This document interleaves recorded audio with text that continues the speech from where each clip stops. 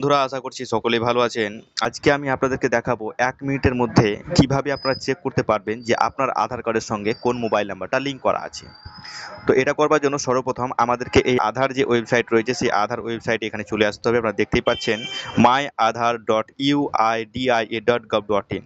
So এই website যখন আপনারা চলে আসবেন, আসার পর এরকম একটা ইন্টারফেস দেখতে পারবেন। তো সিম্পলি আপনাদেরকে একটু স্ক্রল করে উপর দিকে উঠাতে হবে।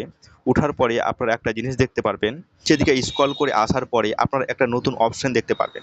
অপশনটা হচ্ছে দেখুন, চেক আধার ভ্যালিডিটি, অর্থাৎ আপনার যে আধার কার্ড সেটার ভ্যালিডিটি আপনি চেক করবেন। চেক করবার জন্য কি করতে হবে, আমাদেরকে এই অপশনে ক্লিক করতে হবে। তো যেই আপনারা ক্লিক করবেন এরকম একটা ইন্টারফেস দেখতে পারবেন।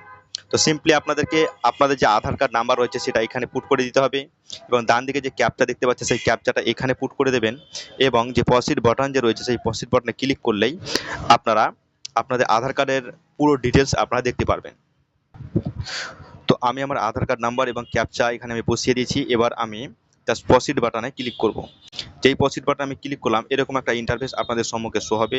এরকম ইন্টারফেস আপনাদের সম্মুখে শো হবে। জাস্ট আপনারা এখানে দেখতেই পাচ্ছেন যে আপনার বয়স কত সেটা কিন্তু এখানে শো করছে, আপনি ছেলে না মেয়ে সেটাও শো করছে, কোন স্টেট থেকে সেটাও শো করছে, এবং একটু উপরে স্ক্রল করলে আপনারা এখানে বাম দিকে মোবাইল নাম্বার দেখতে পারবেন, এবং তার যে লাস্ট যে 4টা ডিজিট কিন্তু আপনাদের মোবাইল নাম্বারে শো করবে।